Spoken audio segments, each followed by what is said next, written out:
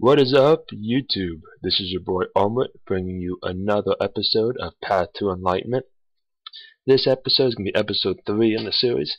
It's actually going to be a bit different than what the other episodes have been so far. In the first 2 episodes, we looked at quotes, we looked at sayings, and we applied it to gaming and to life. What I actually have this week is actually a poem. And it's a poem called If You'll Be a Man, My Son, by author Rudyard Kipling.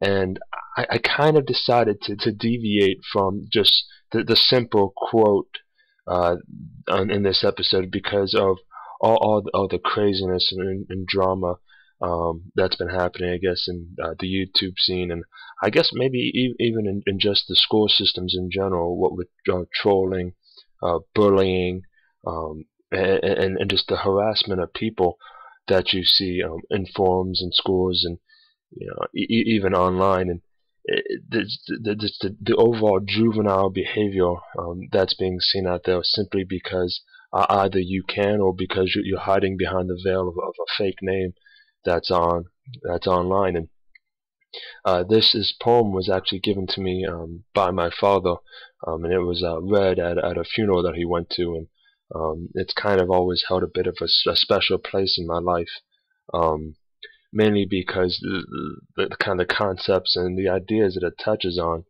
it makes you genuinely think, this lofty idea, this grand idea of what it means to be a man. Can you ever truly live up to it? And let me just read the poem, and we'll kind of dive into what I mean about that. And the poem goes: If you can keep your head when all about you are losing theirs and blame on you, if you can trust yourself when all men doubt you, but make allowance for their doubting too, if you can wait and not be tired by waiting, or being lied about, don't deal in lies, or being hated, don't give way to hating, and yet don't look too good nor talk too wise. If you can dream and not make dreams your master, if you can think and not make thoughts your aim, if you can meet with triumph and disaster and treat those two impostors just the same, if you can bear to hear the truth you've spoken, twisted by knaves to make a trap for fools, or watch the things you gave your life to, broken, and stoop and build them up with worn-out tools. If you can make one heap of all your winnings and risk it in one turn of pitch and toss, and lose and start again at your beginnings, and never breathe a word about your loss, if you can force your heart and nerve and sinew to serve your turn long after they are gone, and so hold on when there is nothing in you except will, which says to them, hold on. If you can talk with crowds and keep your virtue, or walk with kings nor lose the common touch, if neither foes nor loving friends can hurt you, if all men can count with you but not too much, if you can fill the unforgiving minute with 60 seconds worth of distance run, yours is the earth and everything that's in it, which is more, you'll be a man, my son. And once again, that's If, parenthesis, You'll Be a Man, My Son, by author Rudyard Kipling. And I guess, back to the point that I was making, you kind of hear this, and it's this massive, collections of lofty thoughts, lofty goals, lofty ideas, and just the thought of, what does it mean to be a man? It's kind of a daunting task, a scary task, just looking at this list of what this author deems to be, a grown man and not a child anymore. But when you kind of look at it and you break down each of the sections, it's really almost boils down to being a good person. Can you be confident in yourself, and confident enough as to who you are as a person, that you don't feel that it's necessary to belittle people to make yourself feel better? Kind of goes to saying, can you look at yourself in the mirror and not be ashamed or embarrassed of the person who you see looking back? And that's one of the first central lines that I see, and it kind of goes, can you trust yourself when men doubt you? Can you stand in the phrases that you say being lied about? And it's, are you Are you the type of person who takes what other people say and internalize it, or are you the type of person that can sorry, or are you the type of person that can just put it aside and be, you know what? I'm a gamer. I'm good at math. Maybe I'm good at history. I'm a writer. I'm a nerd. I'm a jock. It's okay. That's who I am. I don't need the attention of other people or the thoughts of other people to make me feel better about myself, because I know who I am. I'm comfortable in my own skin, and I'm comfortable with who I am. And that's a tough thing to deal with, and that's where the majority of the haters that you tend to see online come from. And even not even just online, but even bullies in school.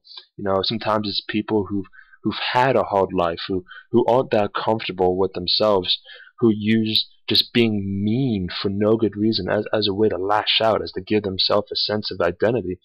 And the fact of the matter is, to them, it gives themselves a sense of identity, but to everybody else out there looking on, the person's just a jerk. They're just mean. They're vile. Nobody wants to be a part of that. And I guess when you go online, it gives you a little bit more leeway in this area, because nobody knows who you are. Nobody can point and say that person right there is the bully, because the moment you get pointed out as a troll, as a bully, people will change gamer tags, change IDs, and they get right back to it. So the question that comes from this is, how how do you stop yourself from falling into that trap? How do you stop yourself from turning the inner anger or angst or confusion that you may feel with yourself, and to a positive outlet, an avenue for change, an avenue for feeling good about yourself.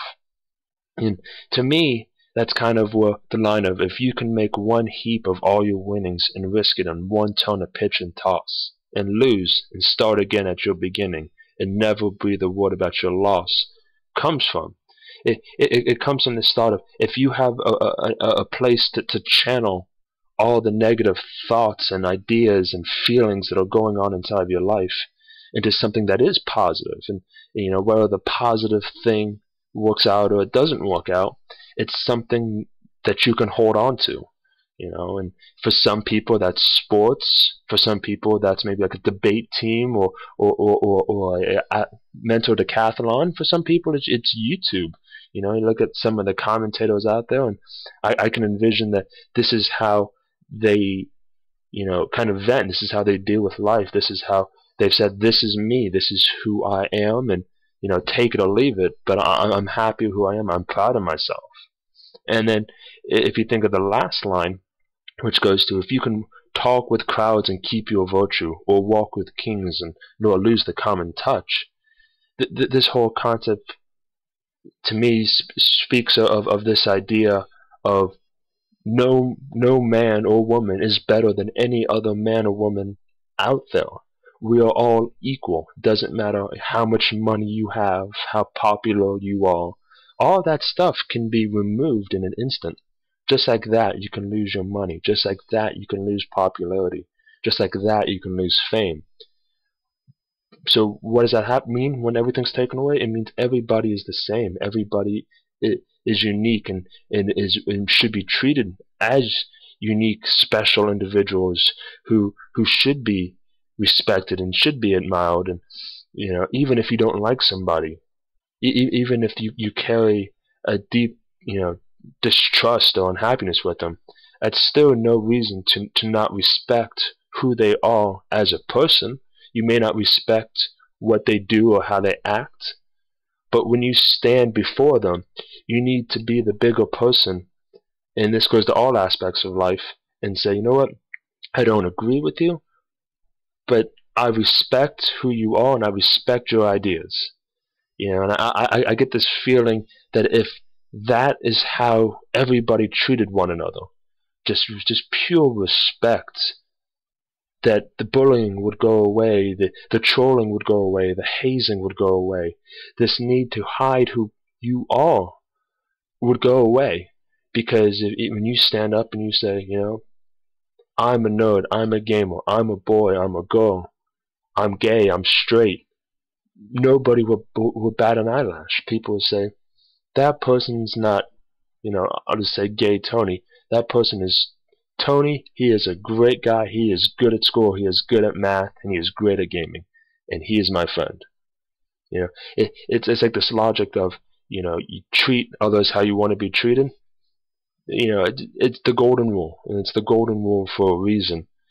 Just as a community, and just as people as a whole, I guess this video is almost a request that we stop and we think about each other's feelings and about respecting one another before we just immediately give way to just the common slings that we think are funny, or just the common barbs that we think will get us ahead in life, as well as maybe that extra 1 or 2 views on YouTube. As always, this is Omelet bringing you just one more video of Path to Enlightenment.